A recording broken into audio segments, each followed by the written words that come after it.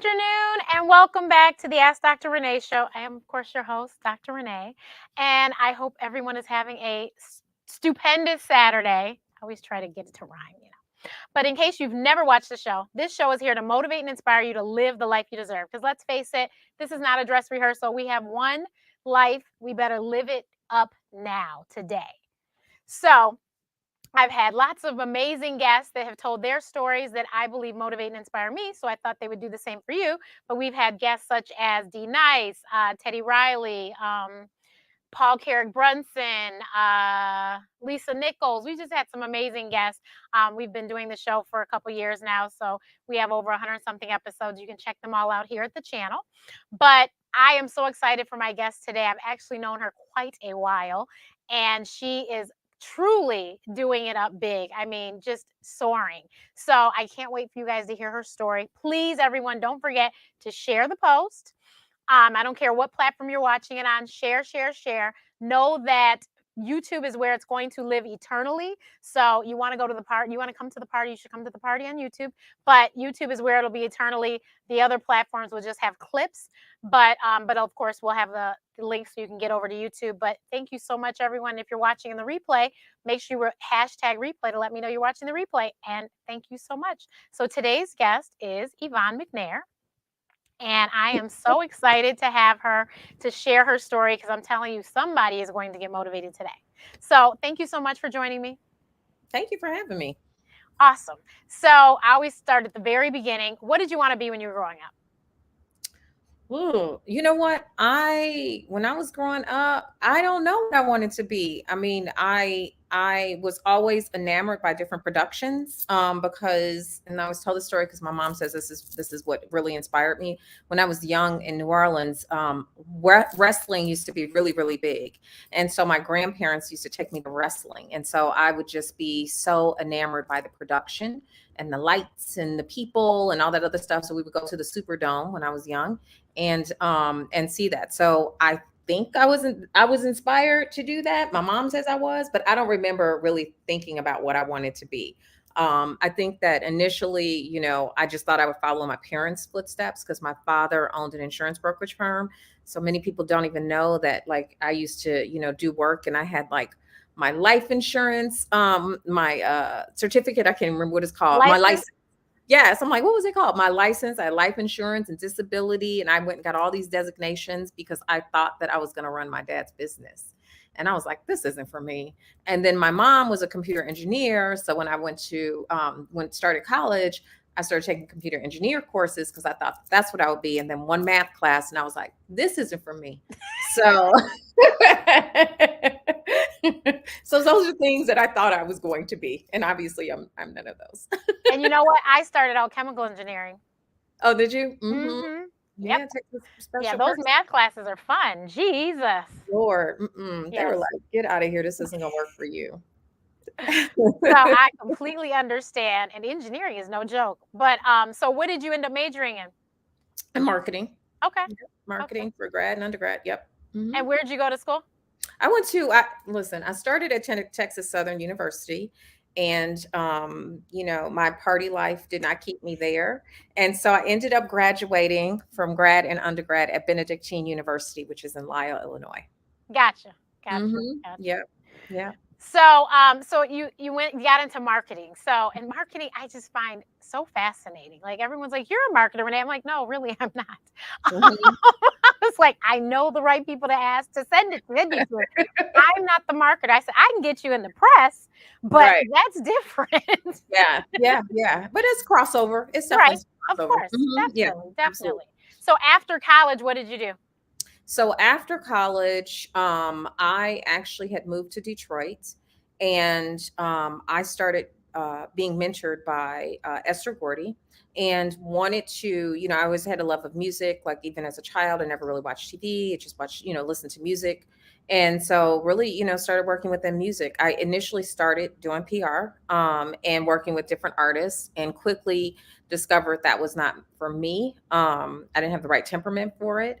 And, with artists being late and missing stuff that I had worked so hard to get, I was like, this isn't going to end well for someone. And so because I loved music, I started learning how to produce concerts and started being a PA on concerts and started producing events. Like I did a music festival. And as I said, Esther Gordy mentored me and really just kind of taught me. She used to come to my home, which, I was so young at the time that, if you could go back in time, I would have recorded, what she was Right. saying or really took notes and stuff like that. But she would just teach me about what she did. If you don't know who she is, I should back up. That's Berry Gordy's sister. And she actually did all the media training. She did all the marketing. She really did tour routing. So I This is for learned a all the lot of that. Motown artists, for those that are watching, for Yes, the Motown artists, absolutely. yeah. Yep, And she also absolutely. is instrumental in starting the museum. Yes, absolutely. Yep, absolutely. And when I did my music conference, she actually allowed me to do my press conference at the museum, which was really historic. And she just really took me under her wing. I was actually on the cover of Crain's magazine, if you know what that's like, a business Of course. publication at like 21, 22, as being someone who's going to bring back the music industry to Detroit, which was no easy feat. And so that's what I started. But I really took off and started learning concerts. So those were like my first events. Like one of my first concerts was a Diddy, well, he was Puffy at the time, and Biggie concert. And, Craig Mack, I'm kind of dating myself, but those were like some of my first, concerts that I got to PA on. That's production. Now, one, I had to say, Motown Museum, have you seen the plans for what they're going to do? It You is know what? I amazing. haven't, and I was just recently in Detroit. For the Indie show, I was Yeah. just recently in Detroit, and I didn't. I was in and out, like Yeah. we were out at 5 a.m. So Well, yeah, they're ridiculous. It's crazy. It's going to be, and that's they've amazing. started. Oh, So good. they've like started Uh-huh. working on, so the houses next door, like the Mm-hmm. next 3 houses, they've started working on those. I'm trying to Mm-hmm. remember. I think we were over there maybe 3 weeks ago. Alicia had a friend visiting, and we took her on a Uh-huh. tour of the city, and we drove past the museum, and you could see I, they've I, I started will have to. working. I will have to go by there. I have such a love for Detroit, because Detroit really helped me get my start. I had not only did I have the opportunity to like I said, produce music conference, and that was like really started doing my own events. But I was working for an entertainment company there. I opened up a hip hop clothing store in Pontiac, Michigan. I felt like it was a city where it was like really opening arms. Where people were just like, we're going to Yeah. help you. We're going to mentor. And so I really I didn't feel that in other cities. I won't call those cities out, but I really No, felt that. I I understand what you're felt that. saying, because Yeah. I completely agree, and I honestly didn't realize it was like that till one day, Yeah. sitting in Detroit. I went to an Uh-huh. event by myself because my friend was throwing it, and he was a guy, and we were just friends. So, I wasn't going to, tag on to him all night. So I just went and sat down at a table by myself.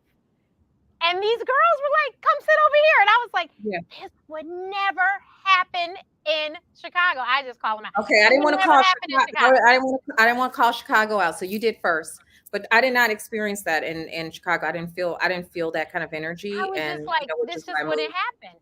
And you know what, though? I've Hmm. talked to Chicago, and then they agree. They were like, if you're not in the clique The clique, crew, because it's then very small town USA to me. yeah, And if you're not in that clique, I don't think you ever get in that clique. And so, I mean, that's why I moved so quickly from Chicago, because I only lived in Chicago proper for I think 5 or 6 years, I okay. think, and yeah, and I was just like, I gotta. It's a Well, no, whole big I world. love the Shy, and my peeps in the Shy know I love the Shy. But I had to once I got in, then I was good. Like I Yeah, could go to, I can go anywhere by yeah, myself now in Chicago. uh-huh, And as a matter of fact, because I don't have a car, I go most places yeah. by myself, and I get a ride home with someone because I know 20 people there. Right. So yeah, Yeah, and I don't want to say Chicago is a bad city because it no, has it's so many great. Yeah, things to offer, but for what I do in particular in the field that I work in, that's not the market for it. right. And so I think for anyone, you have to quickly identify, what works for you because you might be spinning your wheels like, why is this not happening? It could be that market. And it's not really an entertainment market. It's not a music industry market. If you look at like Kanye or Common or even They Lupe, moved, people left. They left, and because that's when they got that's yeah, not the market, but business and political, you will do wonderful in a city like Chicago. So it's really just finding, what works for you. So yeah, me, Detroit was wonderful for me. And then me moving to New York obviously has been, wonderful for me. So I'm between New right. York and LA most of the year.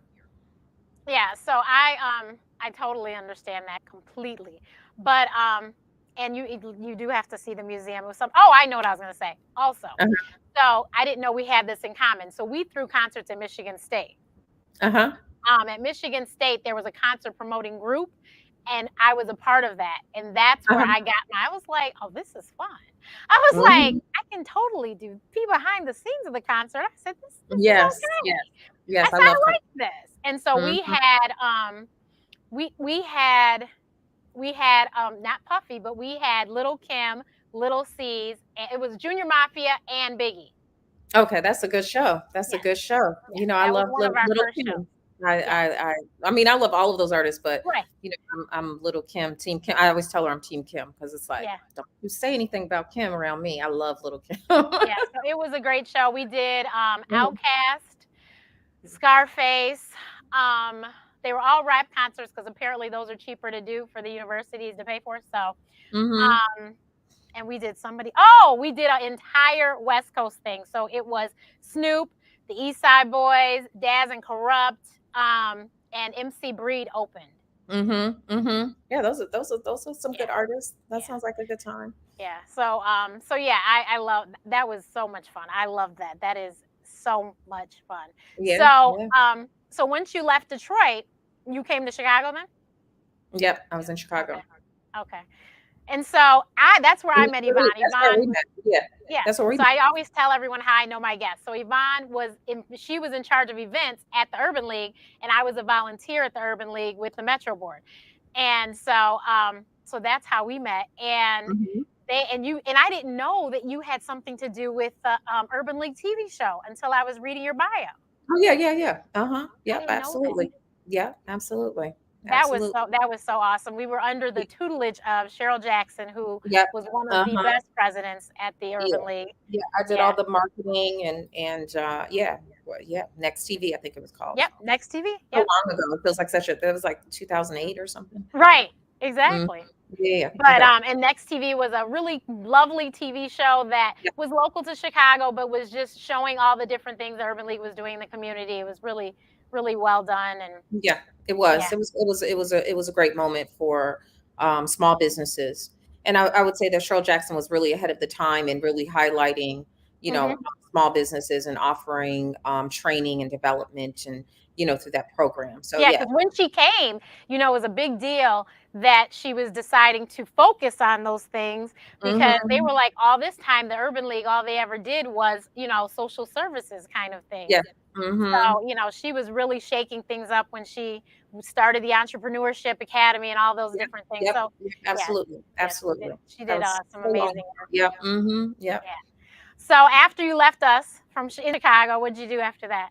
Yeah, so I moved to New York. So I left Chicago. I had started working with Prince and when he did the Chicago residency. And after that Chicago residency, I was out and really on the road Wait, and pause. You Mhm. can't just casually say you worked with Prince. So how does one go and work for Prince?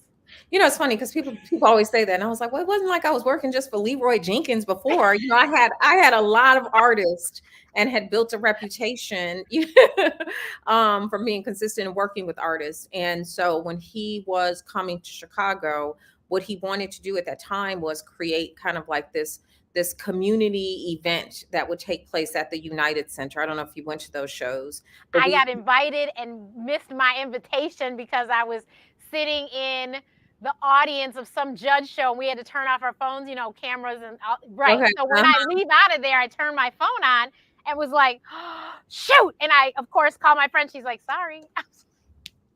Yeah. Yeah, those were some good shows. So I had received the call because he wanted to create kind of like this community engagement in around the United Center and what is that, the Concourse Corridor.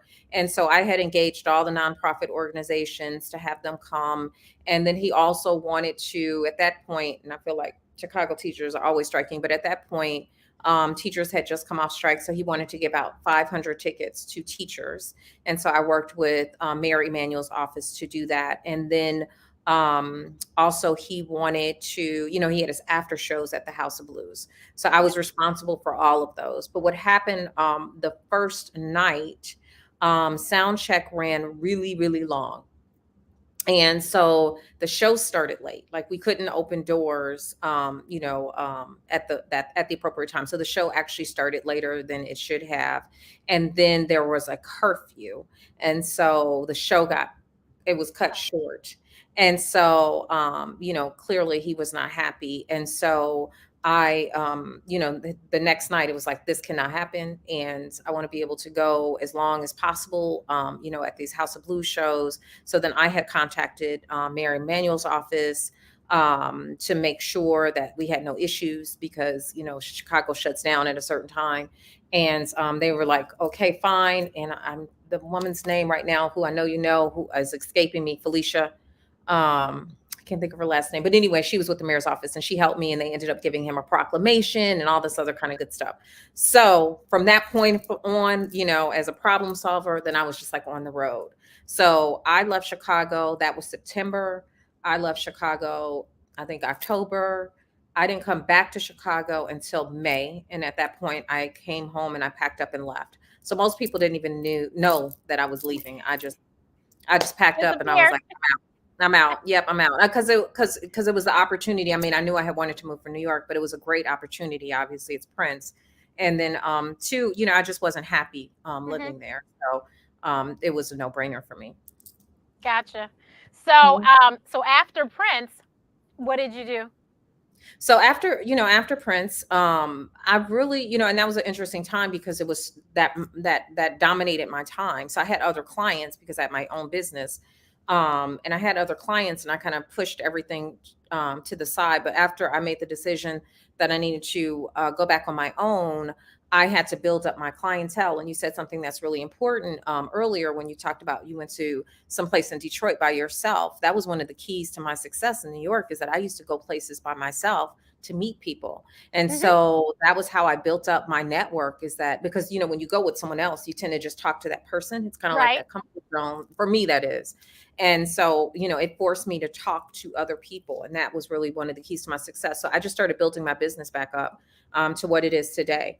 So, that was, I don't even remember what year, I think 2015. And so, yes, I've just been, building my business and working with everyone else. Yeah, that is awesome. But yeah, that is, and everyone said my first book should be about networking, but it's about allergies and asthma, in case everyone hasn't went and got it. Mommy, I can't Yeah, I have both. So how about that? Oh, I didn't know that. Yeah, so okay. everyone go get the book. Yeah. But yeah, everyone said my first book should be about networking. They're like, Renee, you know everybody. And I was like, I don't know everybody. I said, but I do know a lot, my fair share of people. I have lived a lot of places, so I think I should know a lot of people. Yeah. But I said, but I just hide.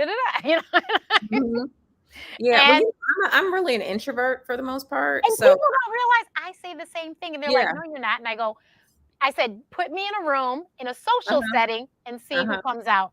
Right. That's the difference. I said, in a business setting, I said, I know what I need to do to get done what I need done. Agreed. I'm just like that. And with my friends, they would not think that, because my friends, I'm like, right, exactly. But if it's a new, and I'm an energy person too, so if it's a new surrounding, I'm kind of just filling it out. I want to listen more than I talk. I want to try and understand who's in the room. So it's that's why I had to do that, in terms of like just going by myself, because it forced me to, because you look a little silly just sitting there and not talking to anybody. So I was like, it forced me to, be more of a social butterfly, which, by nature, I'd rather just, right. sit by myself. Right. I went to a party with my friend, and I knew the person whose the party was for, and I knew her, and that was it. And I just was sitting so quiet. She's like, are you okay? I go, I'm fine. She's like, why aren't you talking? I go, no one's talking to me. She's like, oh my God, Renee, are you okay? Like, I've never seen you like this. I go, I think we usually go to, NABJ and, stuff like this. I said, we don't go to things that are social. This is social. She's like, I had no idea. Yeah. And it's funny, because people think also like party, because I produce parties and Right. stuff that they think that I like that. But if I'm not working, I'm very uncomfortable. I'd rather be at home. And so when I go to a party, if I'm not working, I'm kind of like, well, why did they do that? Why would they, so it's not, Critiquing the whole thing. yeah. So my life may seem more exciting than it actually is. I say the same thing. I'm just like, Hmm. I was there. Yeah, it was cool. Yeah. Yeah. But Yeah. I was like, it takes a lot for me to get overly excited, but Hmm. I'm just like, okay. But Hmm. so tell people about your magnificent company. So my company is Captivate Marketing Group, and we're a full service event production. And we do a lot of entertainment marketing as well. So we produce a lot of, large scale events. I was a producer on Essence Festival from 2014 through um, 2020, and which is when they, were changed leadership. And so, responsible for a lot of the artists. I know you mentioned Teddy Riley and D Nice, who I've worked with, but I brought Teddy Riley and the curation, the New Jack Swing curation, Essence Festival. But a lot of the curations that you saw over the years, I produced those and put those together. I've worked with BET, I've worked with Apple. I mean, all the brands. I usually, we're usually behind the scenes putting a lot of these events on. So we are, very fortunate because we have a lot of great clients that we work with, and we put on a lot of historic events, first time events. We're usually the first to do it. So that's what we do. But in terms of entertainment marketing, I work a lot with artists where, helping them develop their brand, helping them, get whatever they deserve to get within the industry. We'll connect them with other brands and give them other opportunities, which again, to speak to your networking point, I work with people no matter if they're hot or not. So, whether you have something on the charts or you don't, I'm still there. And so a lot of people, which is hard in the industry because a lot of people Hmm. want to, latch on when you're hot. But, that's why we have such long-standing relationships, is that no matter what happens, we're there, working with the clients that we have. Awesome. The what was I about to say? That's good that you do hot or not, because there's those people. They still have something to say, do whatever, and Absolutely. Absolutely. And I mean, life is full of ebbs and flows for right. everyone. And so, I don't want people, only with me for a certain period of time. So I would never do that to anyone else. And just my relationships are really, really important to me. I'm loyal to a fault. But my relationships are really important to me. So, to your point of networking, it's important that you are authentic in your networking, and, because people can feel that. And if I feel it, I'm pretty much like I'm out, Right. but you can feel when people are really being genuine. And Some that's people are why better actors than other, but for the most exactly. Yeah, part. but that's why I always say everyone, I treat everybody always the same. I Yeah. don't care if it's the doorman or the Hmm. assistant I said, if you treat everybody the same, you don't have to worry Hmm. about faking the funk for other people. One. Hmm. Two, Hmm. you never know who will remember you and mention your Yep. name. Yep. Yep. And you know what? I Never have know where people's literally journey is going shown to up take. at something and they were like, if my assistant hadn't reminded me this is where you live, we'd have forgot to call you. Hmm. Yeah. Just No, the it's little it's things. so important. It's really the little things. It really is. And a lot of times, the assistant or the doorman, those are the people who have all the information. And Right. so, it's like, but I've been everything, because I know a lot of times now people don't want to do stuff for free. Like I did stuff for free, I was just like, how can I get on? What do I need to do? I have been everything, Hmm. so I have been an assistant. I have been, everything. Like I still lifting out here, lifting boxes where people are like, why are you doing that? I do everything. Like nothing, I don't feel like anything is beneath me in any kind of way. Like if we got to get it done, we're going to get it done. So that's why I'm very respectful of everyone that I work with. Yeah. So for my friends that are watching, my West Indian friends, she did the most amazing curation for the Essence Festival when they finally brought Soca to the Essence Festival, which was so amazing. Your friend Estelle, that Yes. was the best night ever. I was Yes, yes. in the press room. So when I was in the press room and when they came in, I was so excited. I had my flag and Marshall saw my flag and said Antigua. I was just like, yes, I was so excited. And Yep. then the after party was I danced. I had so much fun. And then I saw her and was like, oh my God. And so I was like, I need a picture with Marshall. And sure enough, he came outside and I got my picture. And, his wife, Renee, she knew who we'd met before because Uh-huh. we're not related, but kind of her cousin her cousin's married to my cousin. So, Mm-hmm. so I was like, oh my God. And so she was there. It was so much fun. That was, Yeah, thank you for bringing that up. That was a fun time, but I will tell you, it took years to get that done. I know you told me, and I was Yeah, just it took like, years. I that's was pitching awesome. it every single year, and everybody's like, "No, no," But and Richie Lou Dennis he's West Indian, isn't he Haitian? but he wasn't really involved in Okay. in that because I didn't Yeah. really work. Like he came on. I think that was his first year at Essence That Festival was when the I did first year that. because that's Yeah, when they changed the I name worked after that with, one.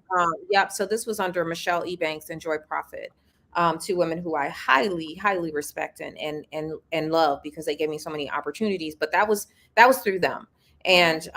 and so finally when we got the go ahead, so it was only going to be the after dark party that you came to, and it quickly sold out. I mean, people were like trying to make fake tickets and stuff like That that, was and yeah, it quickly sold out. I don't remember if the line, and it was so packed where people were like, "Let me get in," and I was like, "I cannot fit one more person in there."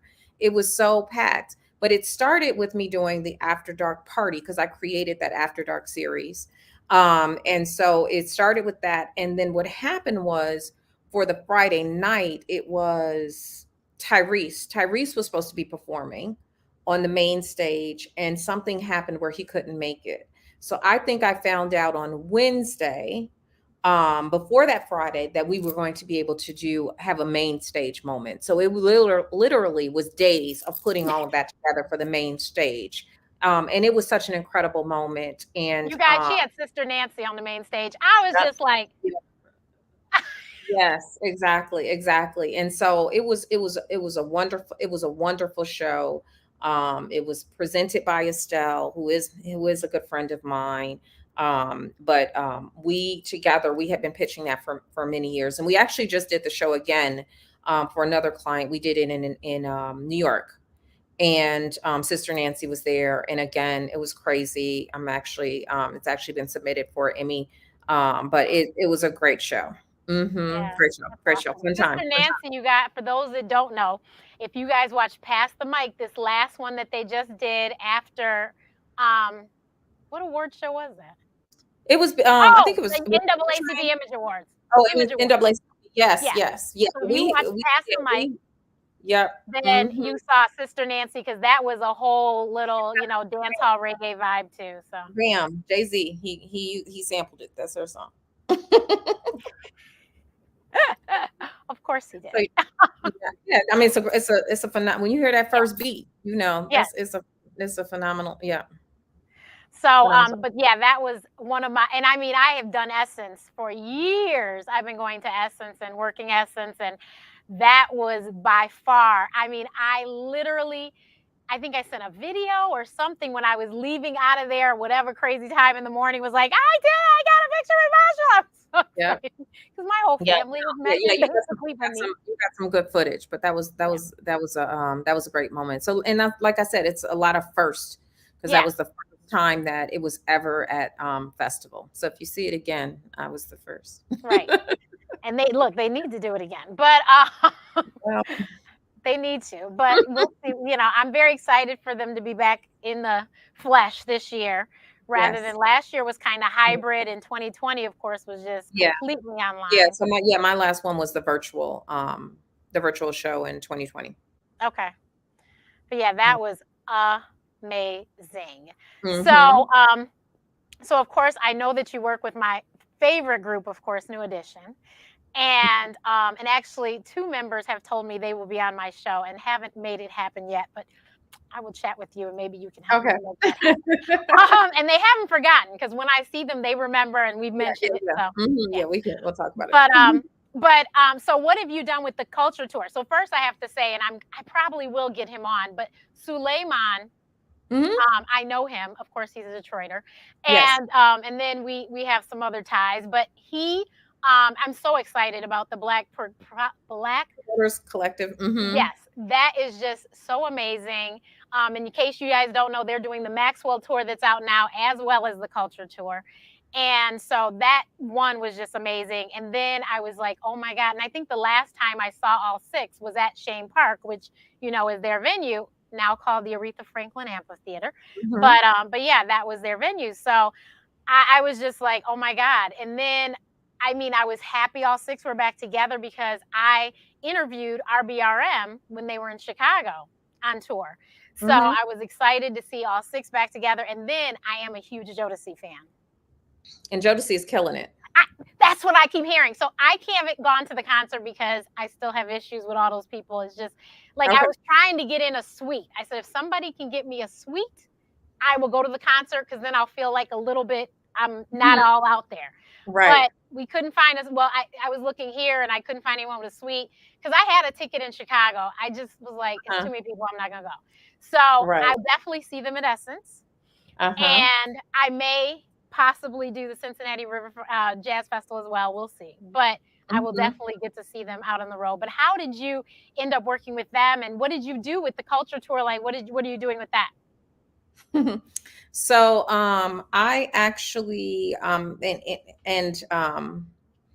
I actually put them back together, and so we had booked them for Essence Festival, and so we were going to announce them March 14th of 2020 because I had booked Janet and I had also booked Bruno, and my third headliner was New Edition. And so, but there's a lot of behind the scenes that happened prior to that. And so Essence of 2020 was going to be their first show back together. And so, we have a whole thing going, so I don't want to say too much, but yeah, I was, yeah. That in 2020, of course, everyone knows that's when the world shut down and we didn't have Essence. So yeah, so March 14th, that's when the world shut down. I was in Essence offices on March 13th, and we had planned this really huge announcement. Michael Bivens, who's my partner in crime, we had planned, all this amazing stuff that we were going to do for March 14th. And by the time I got home from Essence Festival, the NBA had shut down, and so I had actually booked them for Essence Festival, and that was going to be their first show. But I'm actually glad with how it worked out. Of course, I was crying at that point because I had spent 2 years working to get Bruno, so I was like, "This is the best Essence ever," because I had New Edition, Bruno, and Janet. But things work out as it should because the Culture Tour is definitely like their moment, and they're getting nothing but rave reviews on every show. They've sold out most shows. So everything works out, the way it should. But I am happy to have played a role in that.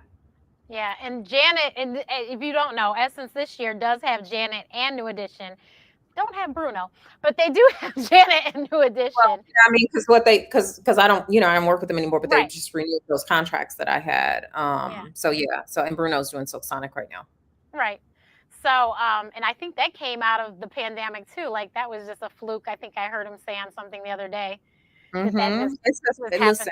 Listen, if you can get to Vegas to see the Silk Sonic show, it is mind blowing. It is.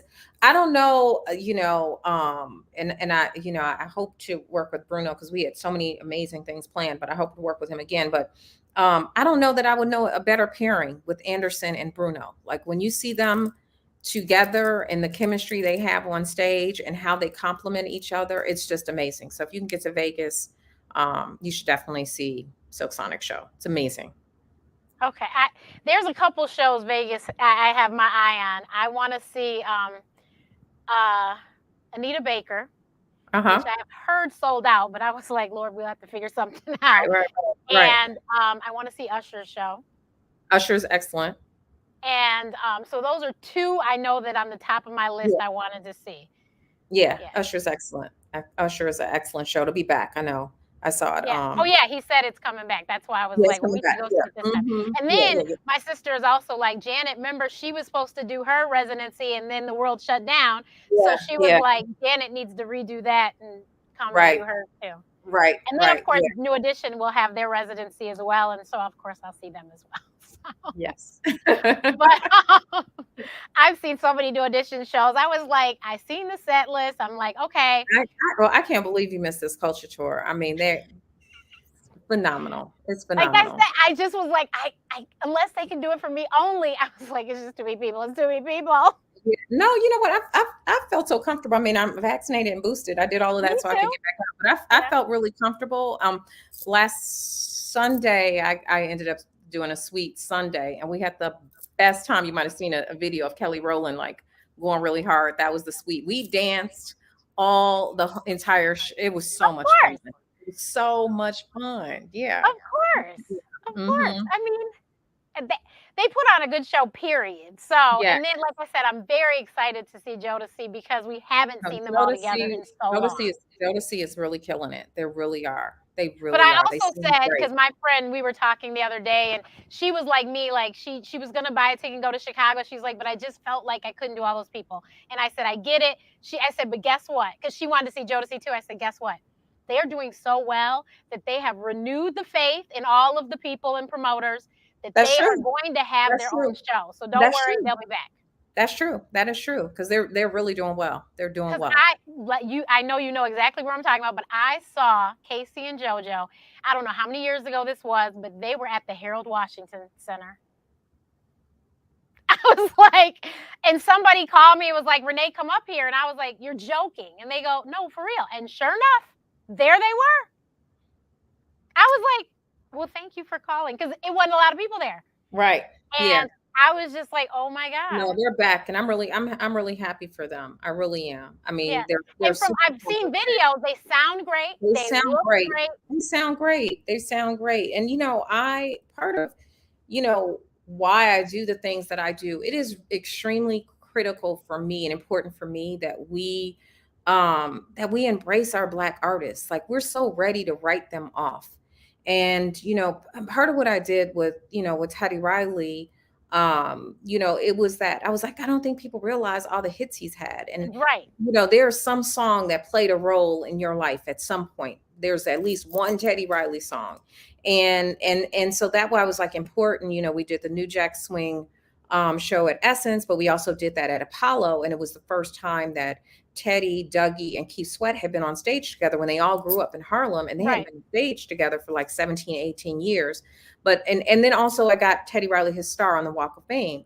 And for me, it's like we like Rolling Stones can die on the road and they would still sell out. People would just watch them on stage in their caskets. And it's like, for our artists, they're reduced to smaller venues, or they're reduced to doing super stack shows where you see 15 artists on the show. They're not getting their moments. And it's so important to me that we really, so I'm happy for Jodeci, and I hope that, that they do get their moment, because they were important to the culture. Mhm. And they have all these hits, but I just want people to not have to die on the road and get their flowers and make money, the way they should, because other artists get that opportunity, but we don't see that with Black artists in that same way. I totally agree. And that's because I've worked with Chico DeBarge and I worked with Stephen Russell Hart's lead singer of Troop, and even for a little bit of time with Troop. And it's just like, these people are really, really, doing their thing. You should probably book them. Yeah. Mm-hmm. Yeah. But we like forget, like, if they don't have a hit on the radio, like right now, then we're like, oh. And then I also believe the people in charge of some of these venues have no clue. They're completely clueless on the culture. Because when I have to sit there and explain to you who people are, and I'm just like, but you should know. But if you don't know this, then you need to hire someone who does, so that they can make the decisions. Because you're not speaking to the audience. Like, if I'm trying to talk to a venue that's sitting in the middle of Chicago, they'll know who Troop is. Trust me. Listen, you don't have to explain. you're like preaching to the choir right now. I had a conversation, and I can't even say what the conversation was yesterday or who it was about, but I had a conversation and it was clear to me. And I was trying to just be, everybody knows me from a straight face. I was trying to just keep a straight face because what they said to me made me truly understand that they know nothing about the culture. And they were not in the position to be making the decision about what I was presenting because they knew nothing about the culture. And it's so sad to me that we're not in rooms where we can say, like, no, that is going to win. The culture, the community They're loves gonna this. come out. Exactly. They love this, but we have to know all the stuff that they do. They're like, this person, this. I'm like, yeah. Do you know this group? They're like, mm-mm, No. no, they don't know. They don't know our stuff and don't care to know. They don't care to know. So, you just hit a nerve because it was like all night I kept thinking about it. Like, I cannot believe that person said, I'll tell you offline, but that was Yeah. not that I couldn't believe what the person said. And I was like, you clearly don't know the It's culture. so frustrating because, like I said, I was pitching and I'm pitching. And I'm just like, but you don't seem to understand. And mind you, Right. Steve is kind of like Teddy. Teddy, he looks up to Teddy, and they've worked Yeah. together. Steve has written so many songs. I was Yeah. like, half of Yeah. the songs are white Yeah. and black. Half Right. the songs on the radio in the 90s. So I was Mm-hmm. like, did you read it? Mm-hmm. Yep. I mean, I could Yeah. stand there and just sing all the songs that Yeah. he had something to do with and have 2 shows. Mm-hmm. I was just Yeah. like, oh God, it's so frustrating. But It's very it's important. And that's why I think the Black Promoters Collective is so awesome because they get it. They are Yeah, Black, they absolutely. understand, and they will bring the Absolutely. shows that we Yeah, want to see, absolutely. Yeah, that's what and we they'll need. go to those cities that people would forget about. Yep. You know what Yep, I mean? that's exactly what we need. So I'm very happy for them and Yeah, happy for that collective because that's what we need. Absolutely. yeah. Mhm. Yep. Yep. That is just awesome. So what's next? What are you trying to do? Like, what do you say the next 5 years? God, that's so crazy. The next 5 years. You know what? That's such a hard question, Renee. One of the things, like I'm really focused on is obviously as a business owner, as an entrepreneur, as a Black woman, I want to keep creating historic moments because, like we were just talking about, everything that I've done, someone told me no. Everything that I've done, someone didn't believe in. And so I'm the one that, please, please don't tell me no, because you just set a fire in me that you won't even believe. And so I want to keep creating historic moments. And I want to, I've shifted a little bit in my business and in terms of like focusing on doing the things that I really love. And all these doors have opened up by that shift that I made. And so one of the things that's important to me, I have an all Black women team, is to keep teaching, young Black women production because, a lot of times people think you have to be in front of the camera or at the mic and behind the scenes. I've traveled the world and I've Hmm. had the most amazing experiences that people don't even know of, but I know of them and I'm happy with those experiences. And so you can do so much behind the scenes. So I'm just trying to, it is my goal. I have two young women on my team that I absolutely adore in their early 20s, and just trying to really teach them this life. And so I want to continue to do that and continue to grow my team. I have others on my team, but those are the two young women, Hmm. but and continue to grow my team and teach people, production in a way of these, really high, large scale events, because a lot of times people don't think that we can do that. So I'm proud to do it and do it in a professional, way. So I just want to continue that. So I know that's like very broad. No, Um, it's good. No, it's fine. And can you share what you're working on right now? Well, I'm right at this Yeah, moment. yeah. Well, I'm in Vegas right now and I am a producer for Music Cares. Music Cares is, the recording is the second biggest, production after the Grammys as part of the Recording Academy. So I'm producing that. I'm the first Black woman to serve as producer on that. So I'm super excited about it, to be part of Grammy Weekend and to be at this major event. So we're doing that. That's on Friday. So that's what I'm working on right now. And they're honoring Joni Mitchell this year. Awesome, awesome. But yeah, Mhm.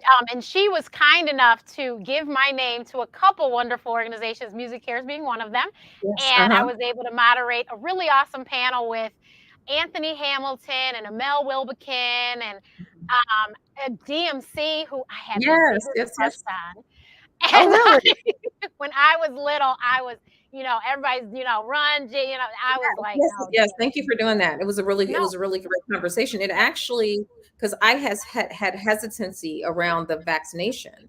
And actually that conversation was like, let me go get this vaccine. Because one thing that DMC said was he was like, when you go to Africa, when you go to these places, you get these yes. shots. Remember he said that? And I was just like, that's so true. I do stuff every single day that I have no idea what's in it or what it's doing, and I'm like, Hmm. okay, I order beauty products off of Instagram. I don't know what's in that. And so that conversation, thank you for doing it because it was a really good conversation. And a lot of the feedback was that from that conversation, it encouraged people to go ahead and get vaccinated. So thank you for doing that.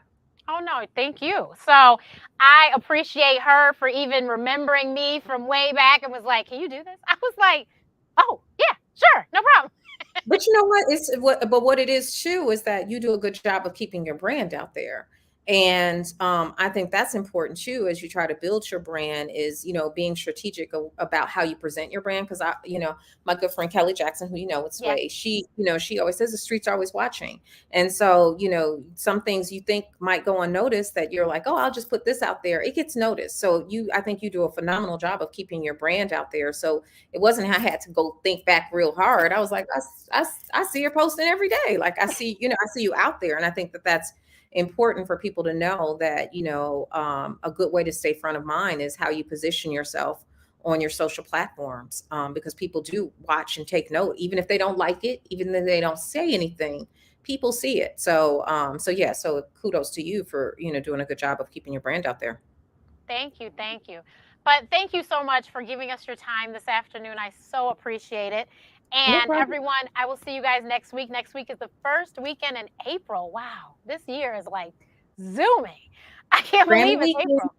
Yes, it's Grammy Grammy weekend. weekend. Tomorrow is the Oscars, everyone. If you Yep. and tomorrow the Oscars is a big deal this year too because it's being produced by Black people. So Yes, Will Packer absolutely. and Shayla Absolutely. Cowan, who is a Detroiter.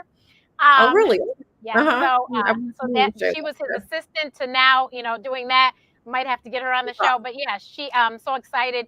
I don't usually pay attention to the Oscars, but for this reason, I think I will actually watch because I can tell you I have only seen I think King Richard of all the Right, movies. yeah, you know what? And I was just gonna say, and I'm really rooting for Will Smith to take an Oscar home. I think he did a phenomenal job in King Richard. Yes, So I'm and looking forward to Anjanae Ellis, who was in the Clark Sisters. I actually, my friend She's was the brilliant. director, Yeah, she's and brilliant. she Mhm. has been on She's twice on my show, and she loves Anjanae, and so we need her to win. And so yeah. the two parents, Mr. and Mrs. Williams, we need them to win Yeah, yeah, yeah. tomorrow. Absolutely. Yeah. Yes, absolutely. So, Absolutely. but But thank thank you you so so much for much. having me. Of course, thank you, and we will see you guys next week. Well, I'll see you next week.